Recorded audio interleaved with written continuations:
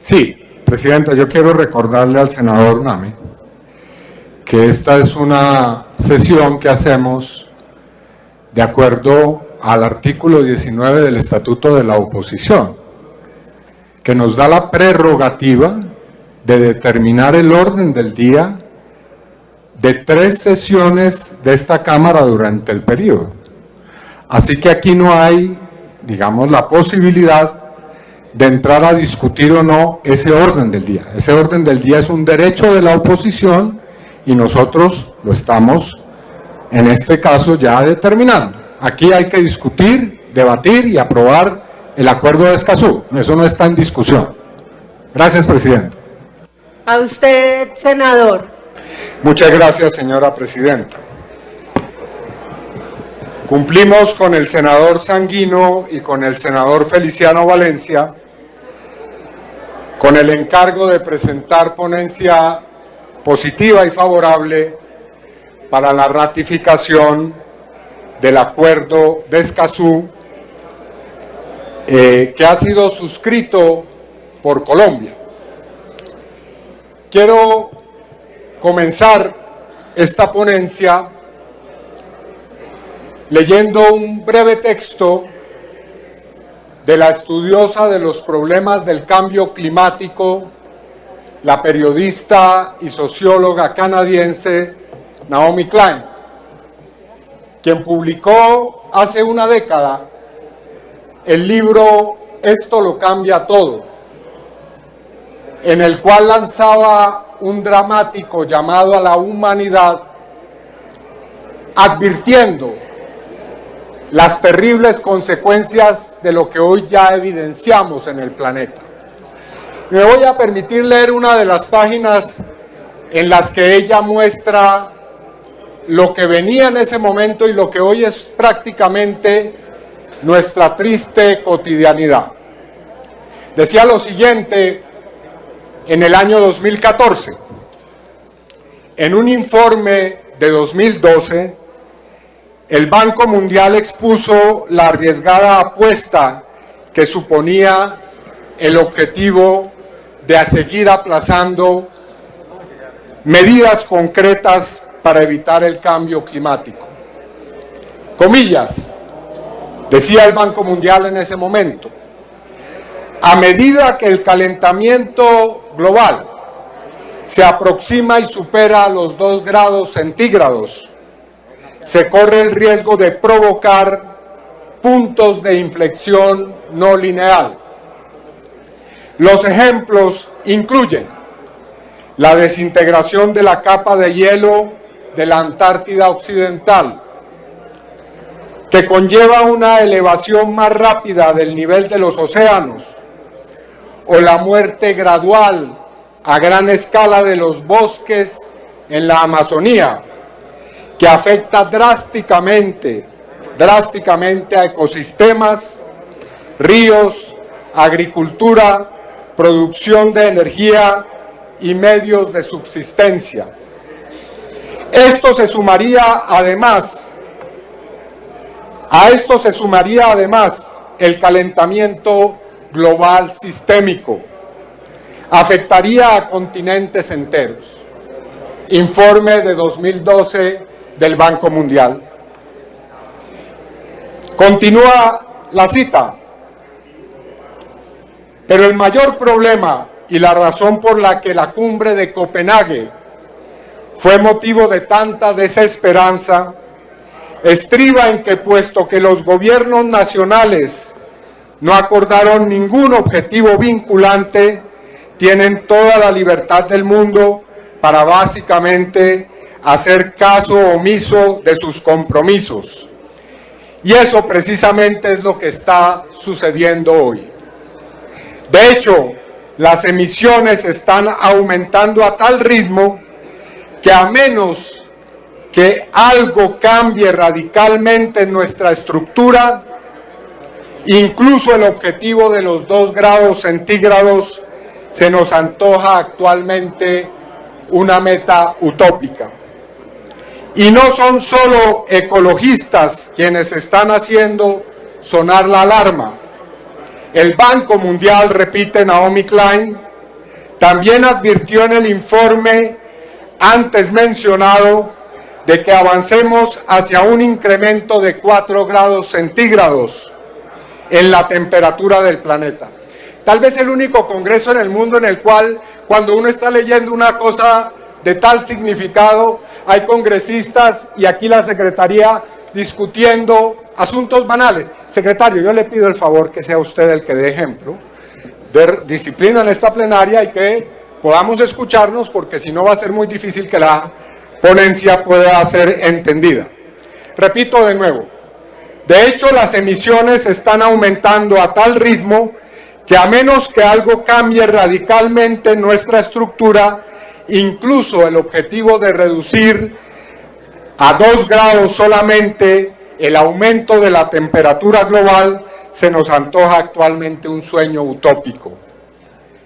Y decía de nuevo el Banco Mundial, también advirtió en el informe antes mencionado de que, comillas, avanzamos hoy hacia un incremento de 4 grados centígrados de la temperatura del planeta antes de que termine el siglo, lo cual provocará olas de calor extremo, disminución de las existencias de alimento a nivel mundial, pérdida de ecosistemas y biodiversidad y una elevación potencialmente mortal del nivel de los océanos.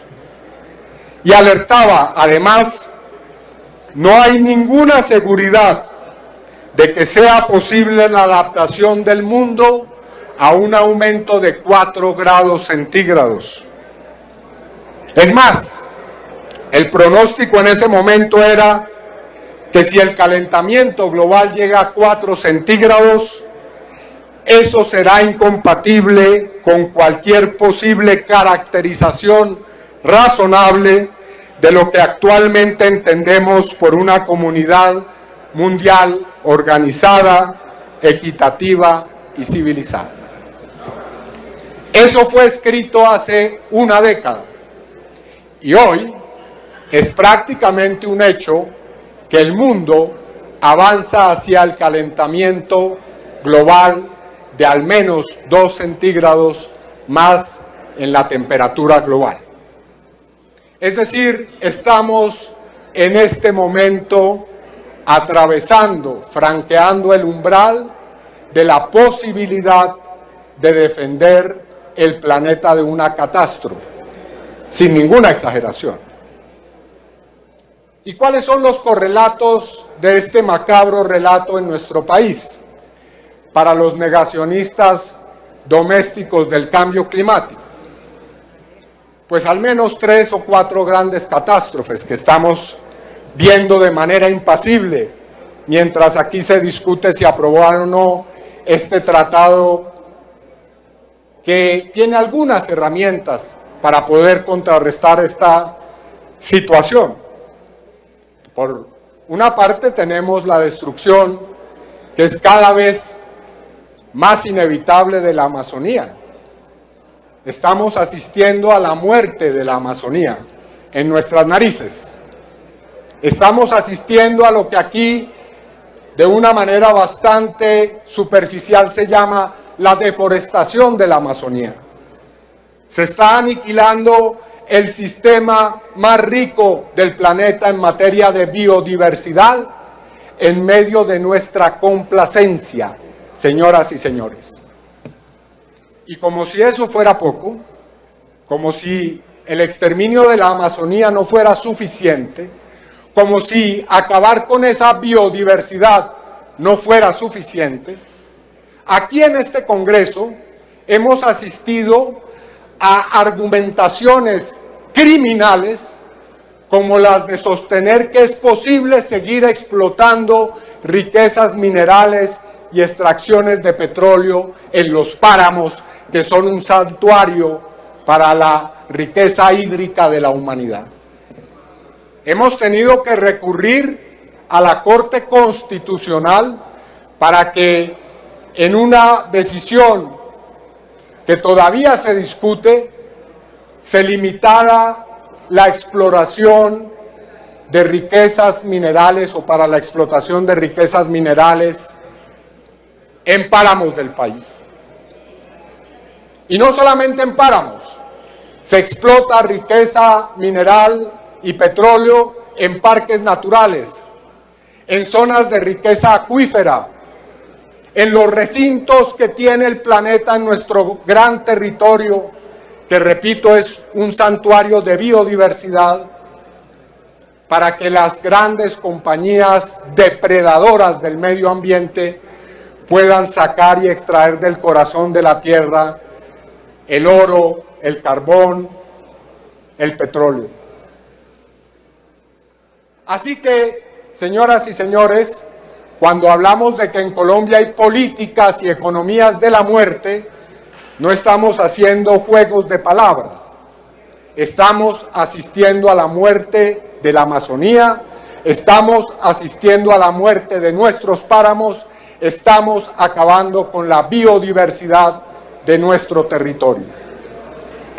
Y quienes se oponen a semejante estrategia de muerte, pues son víctimas de esa máquina también de muerte, que son los líderes y las lideresas de defensa del medio ambiente, del territorio y del agua, que son asesinados en nuestro país de una manera sistemática y cotidiana. Colombia es el país que oscila, como en otras escalofriantes estadísticas, anualmente entre el primero y el segundo lugar en donde son asesinados más defensores y defensoras del medio ambiente.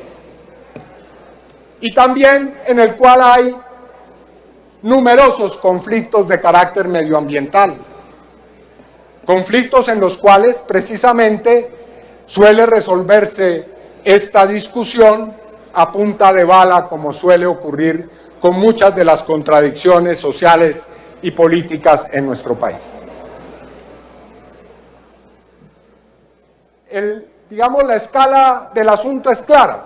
Primero se niega la información sobre estos proyectos que son realmente mortíferos. Es imposible acceder mediante derecho de petición, mediante las solicitudes de información, a las consecuencias e impactos que tendrá un proyecto o una megaobra sobre la riqueza y el equilibrio de los ecosistemas. Es imposible tener acceso a cómo funcionan las grandes compañías transnacionales en Colombia y sus proyectos de extracción mineroenergética.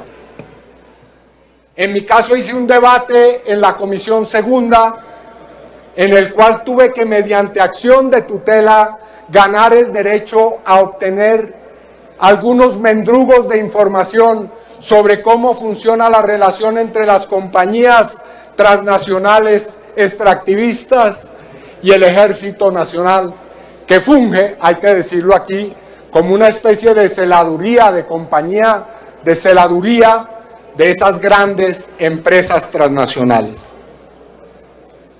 Y cuando no se niega la información, cuando se logra obtener alguna información, entonces sencillamente viene el remedio de consulta previa que se hace en este país, que es mediante algún tipo de reunión protocolaria y formalista, decir que se ha consultado a las comunidades víctimas de estos proyectos para que sean aprobados y obtengan la respectiva licencia ambiental.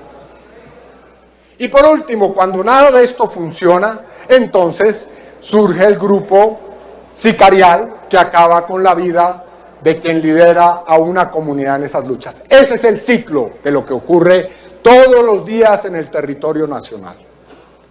Entonces, este acuerdo que se trae hoy a consideración, después de múltiples gestiones que hemos hecho con los colegas Sanguino y Feliciano Valencia, porque se ha dilatado esta discusión como ninguna otra en este Congreso. Se ha querido evitar que las mayorías de gobierno pasen por la vergüenza de tener que votar negativamente semejante herramienta. Se ha tenido entonces que recurrir ni más ni menos que al estatuto de la oposición para que podamos siquiera tener el derecho a discutir esto en el Congreso colombiano. Y entonces, cuando llegamos a esta instancia, cuando después de promesas múltiples que ha hecho el presidente ecologista que tenemos en Colombia, que prometió no usar el fracking durante su campaña presidencial y que luego lo impulsó de una manera vehemente para que surgieran los primeros pilotos de explotación mediante fracturación hidráulica en muchos territorios del país. Después de que ese presidente fue e hizo numerosas promesas a la Asamblea General de la ONU, a la cumbre sobre el cambio climático realizado en Glasgow hace unos cuantos meses. Después de todo eso, estamos ante la posibilidad de discutir este importante acuerdo que crea simple y llanamente 3 o 4 herramientas y mecanismos para hacer posible una defensa un poco más venturosa del medio ambiente, de la biodiversidad y del agua, que son facilitar vías de acceso a la información, posibilitar la participación en consultas de los ciudadanos cuando se trate de proyectos que tienen impacto en el medio ambiente, facilitar el acceso a una justicia ambiental y, por último, proteger la vida de defensoras y defensores del medio ambiente. Y llegamos hoy a esta plenaria y vemos todas las tradicionales jugaditas a las que nos somete el Centro Democrático. Entra, sale del recinto, no participa, pero quiere de todas maneras quedar bien. Lo de ustedes, señoras y señores, es hipocresía, quiero decirlo claramente. Hipocresía de la más pura frente al tema de la defensa de la riqueza natural en este país. Lo de ustedes es quedar bien en una época electoral con la opinión pública, pero al mismo tiempo rechazar de todas las formas posibles la aprobación de este importante tratado. Pues bien, vamos a ponerlos en evidencia. Logramos llegar a esta instancia y aquí vamos a tener que votar por si queremos que esta valiosa herramienta tenga futuro en el país o por si ustedes quieren seguir sometiéndonos a la muerte de nuestros santuarios naturales en plena impunidad y silencio, mientras que lo único que remuerde a la conciencia es que haya un poco de reclamo de justicia ambiental. Muchas gracias, señora presidenta.